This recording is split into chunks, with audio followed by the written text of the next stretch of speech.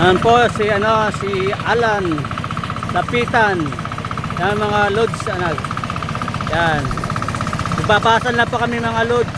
Yan. Yan ang kaninin mo lang magtanim para kaso papasalin mo na yung mukha. Para yung mga damo. Yan. Ganyan po ang proseso ng pagtatanim. Magbabasal muna. Pagkatapos ang basal ng mga loads, yan, lilimpayin pa yan, pipinuhin pa yan.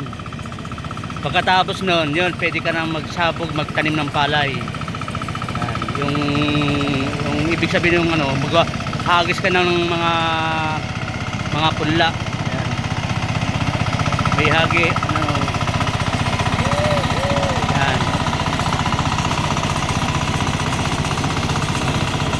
Yan. Ganyan po yan.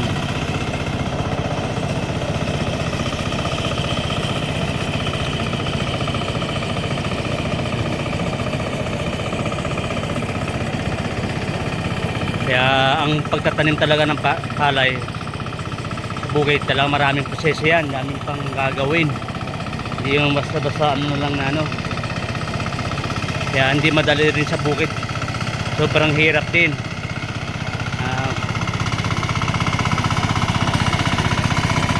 Kaya minsan ang inaanin namin dito mga loads, minsan meron, minsan wala, yung minsan lugi ka, minsan sa mga gastos ganyan.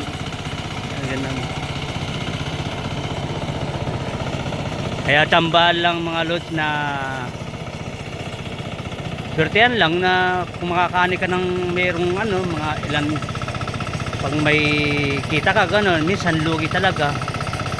Paglalo pag babagyo yan, doon ang mahihirapan yung palay namin. Siyempre malulugi ka na nun.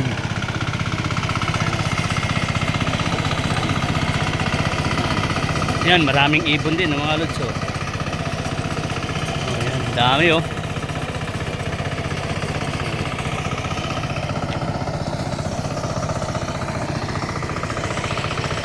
the loads. Yan.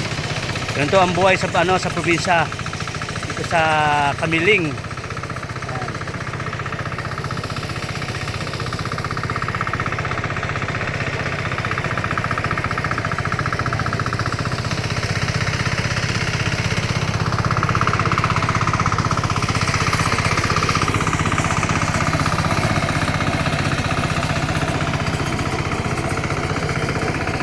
Yan, hanggang doon yan, yung inano namin mga lods. Hanggang doon sa dulo. Maaga pa kami dito, kaya medyo matagal talaga pag ng pang puliglig sa mga lupa. Yan. Tutunayin kasi mga damo niyan